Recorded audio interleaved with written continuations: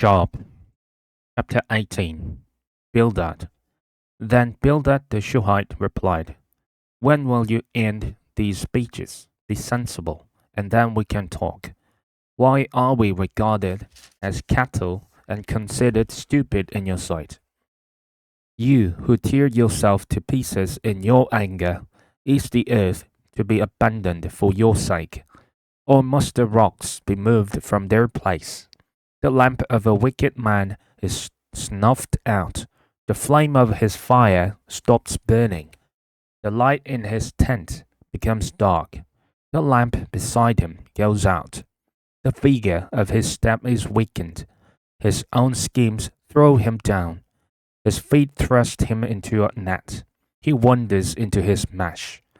A trap seizes him by the heel. A snare holds him fast. A noose is hidden for him in the ground. A trap lies in his path. Terrors startle him on every side and dog his every step. Calamity is hungry for him. Disaster is ready for him when he falls. It eats away parts of his skin. Death's firstborn devours his limbs. He is torn from the security of his tent and marched off to the king of terrors. Fire resides in his tent. Burning sulfur is scattered over his dwelling. Its roots dry up below, and his branches wither above. The memory of him perishes from the earth. He has no name in the land. He is driven from light into the realm of darkness, and is banished from the world. He has no offspring or descendants among his people, no survivor where once he lived. People of the West are appalled at his fate. Those of the East are seized with terror. Surely such is the dwelling of an evil man. Such is the place of one who does not know God. Job, chapter 19.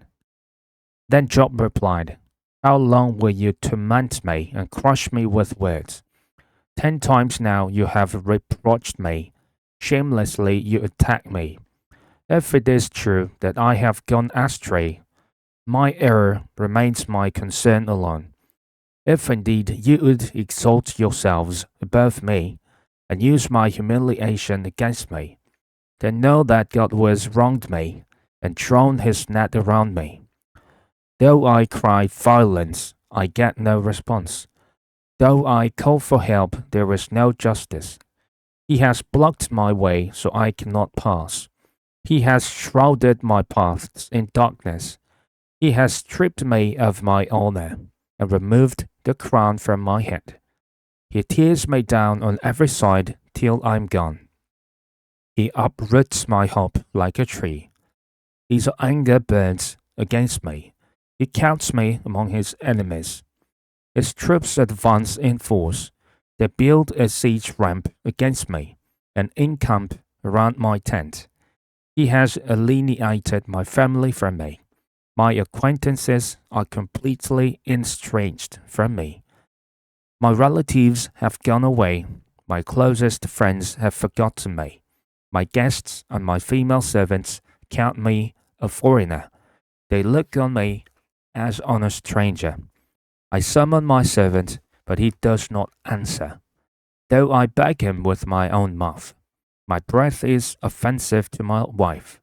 I am loathsome to my own family.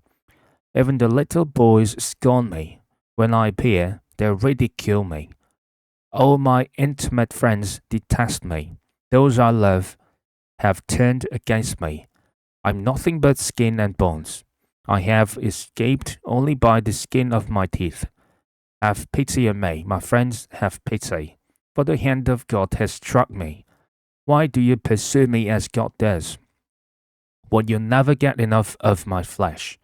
Oh, that my words were recorded, and they were written on a scroll, that they were inscribed with an iron tool on lead, or engraved in rock forever. I know that my Redeemer lives, and that in the end he will stand on the earth. And after my skin has been destroyed, yet in my flesh I will see God. I myself will see him with my own eyes, I, and not another. How my heart yearns within me! If you say, how we will hound him, since the root of the trouble lies in him, you should fear the sword yourselves.